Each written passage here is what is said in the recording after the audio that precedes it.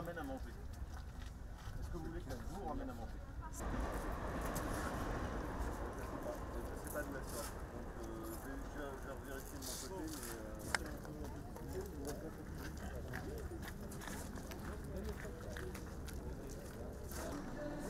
Là, je pense que vous êtes... Pour vous, ça va être bien. je la joue à la Joe Biden. Garde mon masque.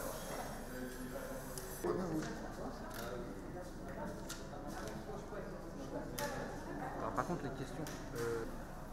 À un moment donné, la décision du Parti Socialiste. Moi j'entends, non mais attendez, j'entends que,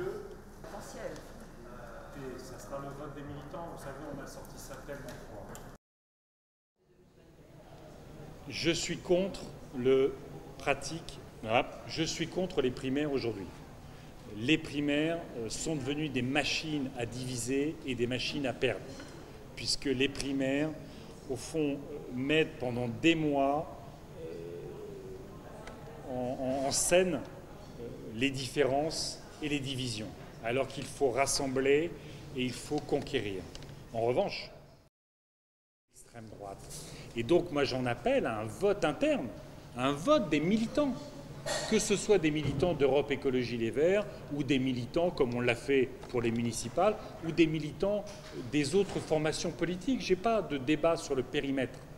Ce que je veux, c'est que le mouvement écologiste ne soit pas divisé pendant les élections présidentielles.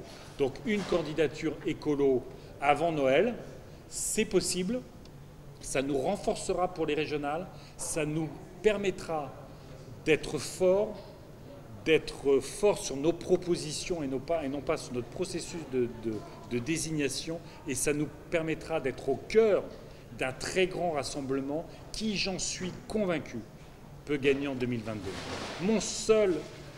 Ma seule conviction, c'est qu'on peut gagner 2022.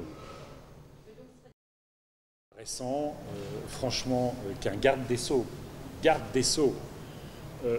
fasse la préface d'un pamphlet haineux qui défend des pratiques illégales et cruelles de chasse, qui insulte les écologistes, et que le garde des Sceaux lui-même participe de cette excitation du débat public, de cette invective, en utilisant des termes qui, franchement, pour le démocrate qu'il est, j'en suis convaincu, ne sont pas à la hauteur de sa fonction.